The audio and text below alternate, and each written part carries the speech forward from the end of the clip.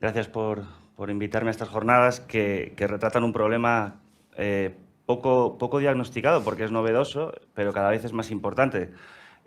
No sé si la pandemia ha tenido mucho que ver, seguramente, en que el hecho de la salud mental, asociado también a las redes, al aislamiento que trajo el confinamiento, haya copado últimamente las portadas de los periódicos, cada vez está más presente en la agenda mediática.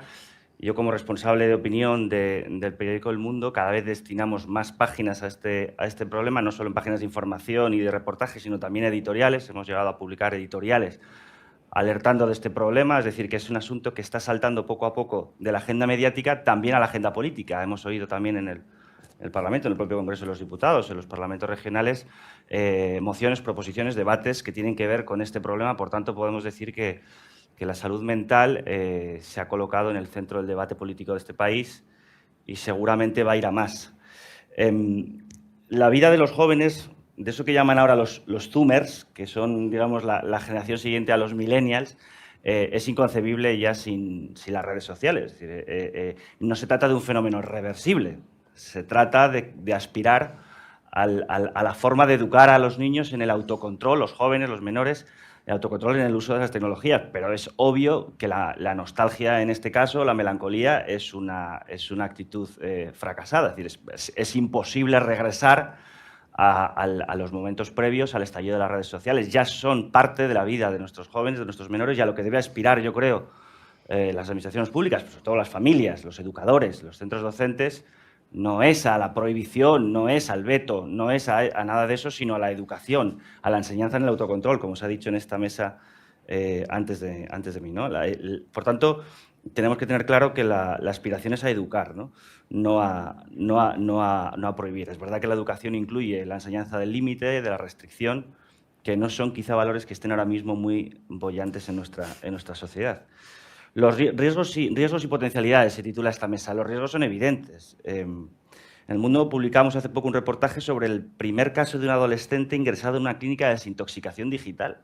Una clínica, creo que está en Alicante, si no me equivoco. Castellón.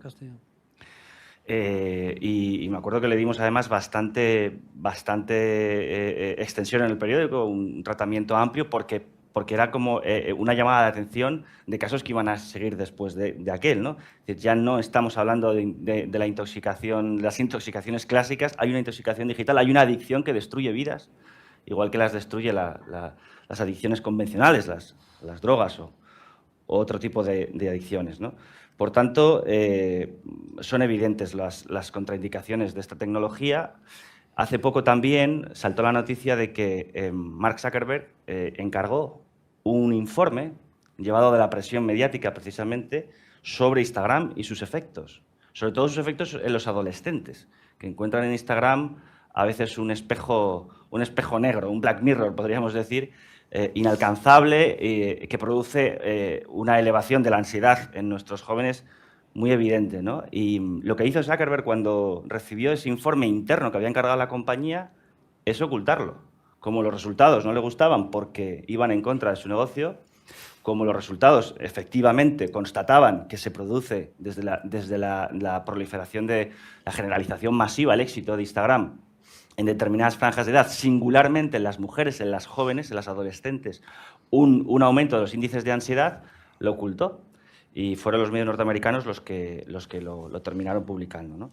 Es decir, que los riesgos son muy evidentes y apuntan a una necesidad de regulación que deberá ser global. Es imposible a estas grandes compañías, que casi son estados transnacionales en sí mismos, paralelos a los estados-nación, es imposible meterles manos si no es a través. La Unión Europea creo que en eso está haciendo un trabajo legislativo importante, y también el Senado de los Estados Unidos. En fin, yo creo que el siglo XXI verá el alumbramiento de una legislación reguladora de las redes sociales y del uso de las redes sociales. Y pensaremos en estos tiempos de ahora como la prehistoria, como el salvaje oeste de las redes sociales.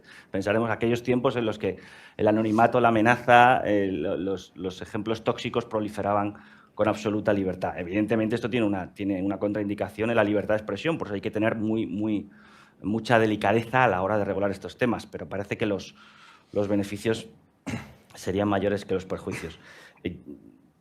Yo de redes sociales solo tengo Twitter y la tengo por razones profesionales, básicamente. Me quité de Facebook cuando me enteré de que Cambridge Analytica, el escándalo aquel, había utilizado las cuentas, las informaciones privadas, la privacidad de los usuarios para influir incluso en elecciones. Yo realmente me parecía una pérdida de tiempo y solo tengo, o sea, no puedo hablar con conocimiento de causa de otras redes sociales.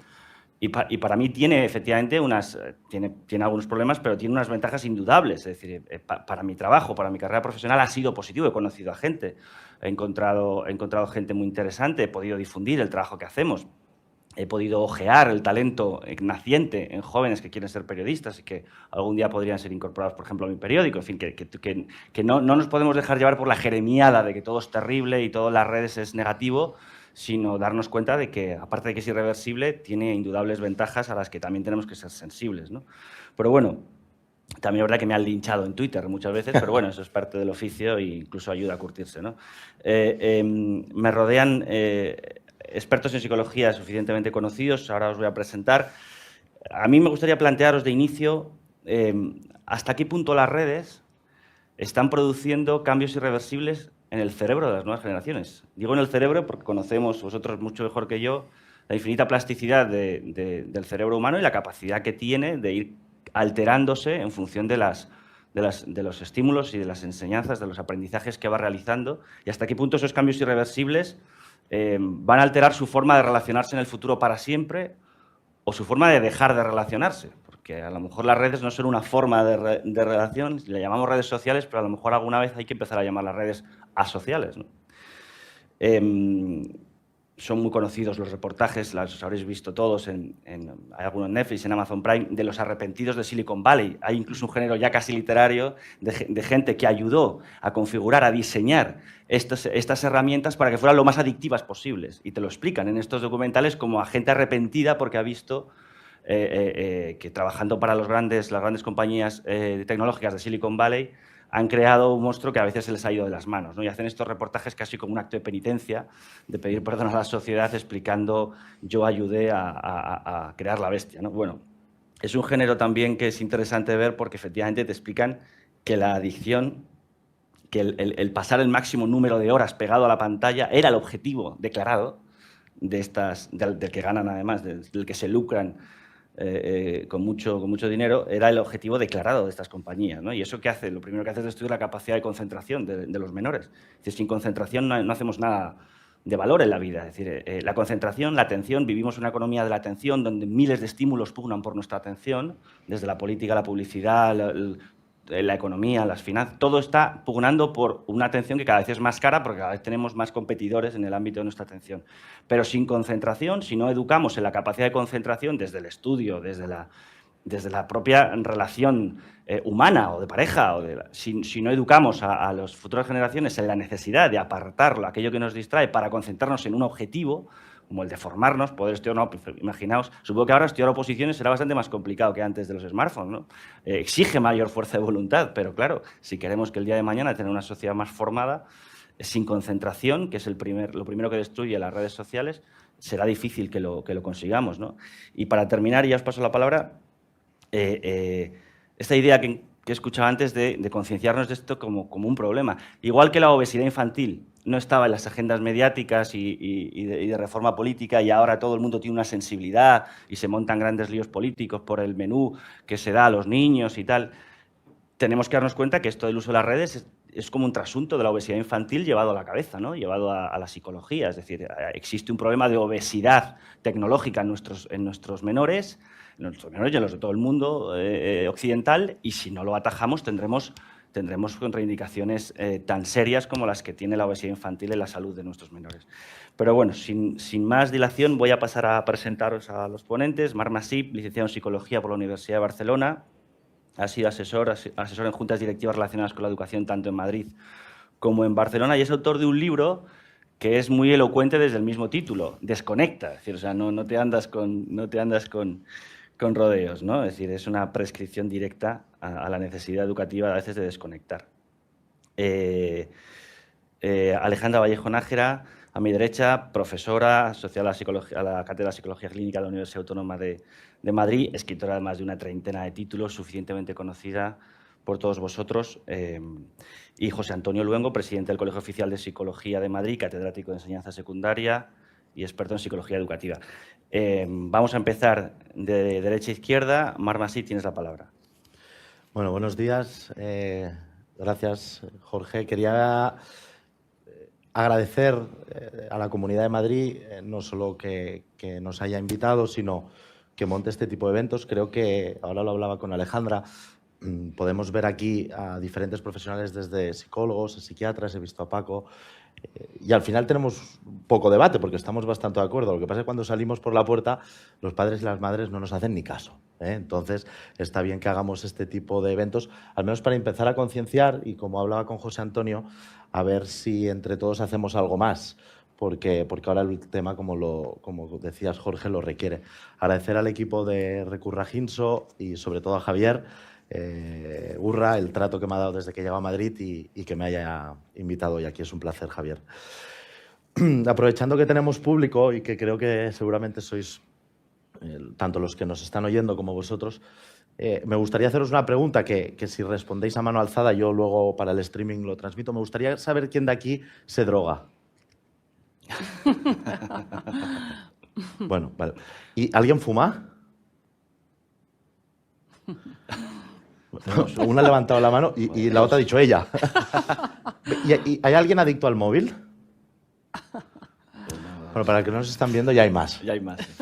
Bueno, esto también es un claustro sano, evidentemente, ¿no? Pero fijaros que decir yo me drogo o decir yo fumo da una etiqueta, ¿no? Seguramente muy negativa. Ahora, decir que soy adicto al móvil o las redes sociales, pues bueno, ¿no? Incluso cuando veo a mi hijo que funciona con las pantallas, pues a veces hasta me siento orgulloso, ¿no? ¿Por qué digo esto? Porque para mí el móvil es la heroína del siglo XXI y lo es porque es exactamente igual de nocivo que puede ser la heroína en su momento, porque estamos en los 80, donde no sabíamos lo mala que era la heroína, pero el chute nos gustaba, donde van a haber consecuencias en esos huérfanos y analfabetos digitales que, por desgracia, no han sido educados, como muy bien apuntaba Gabriel, al buen uso, y que yo creo que nosotros, que aquí hay mucho profesional de la salud mental, ya debemos dar, nuestra responsabilidad es dar solución. Estaba apuntando cosas de mis compañeros, siguiendo los pasos de Javier, como hago siempre. Decía que el 21,3% de los adolescentes españoles son adictos a la red. No solo eso, sino que somos el país con más adicción a la red, doblando prácticamente la media europea, que se sitúa en el 12,7%.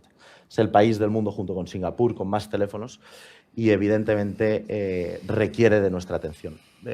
Una de las partes que a mí me preocupa es que donde más se utiliza el teléfono móvil es en la habitación, concretamente en la cama, y posteriormente en el baño. Estos dos sitios comparten una cosa, que es el aislamiento social. El aislarme de mi familia, de mis padres, el estar yo solo conectado a una pantalla y desconectar de la vida y del mundo real, ¿no? Creo que es interesante situarnos en datos. España está viendo pornografía a partir de los 8 años y no hay ningún límite al respecto, como sí pasa en Reino Unido, ¿no? Debbie hablaba de la adicción y me ha gustado mucho cuando se ha referido a los límites desde el amor. No somos conscientes de que los adictos a las nuevas tecnologías sufren muchísimo, que su familia sufre muchísimo y que además no sabe cómo salir de ella, ¿no? Vemos, como decía Debbie, agresividad, evasión, relajación, malestar real, que puede llegar, como hablábamos con el presidente, a un malestar en autolesión, en suicidios, y hay que decirlo, aunque cueste, y que lleva realmente a otros problemas. Al final, para definir la adicción, que es verdad que hay que tener un síndrome de abstinencia, sustituir actividades, dejar de hacer algo por estar con el móvil, y que tiene que haber un malestar clínicamente significativo. Dice el libro durante 6 meses, yo a lo mejor ya digo en 6 días, tampoco hace falta siempre esperar tanto. El móvil, las redes sociales o el videojuego no son el problema. Eso solo es el sitio donde el chico o la chica busca un espacio de evasión, de relajación, donde sentirse bien, ¿no? Es decir, si hiciéramos un pequeño gráfico, hay un malestar anterior que me lleva a buscar esta evasión, esta relajación que las pantallas me ofrece, pero este uso luego provoca otras consecuencias.